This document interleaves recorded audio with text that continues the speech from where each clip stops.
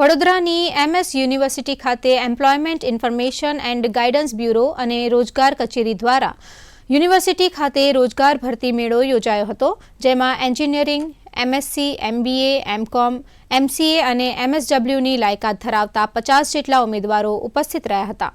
Software developer, client communication executive, cells executive, sales manager, marketing engineer જેવી 40થી વધુ જગ્યા માટે રોજગાર અને એપ્રેન્ટિસ ભરતી મેળાનું આયોજન કરવામાં આવ્યું.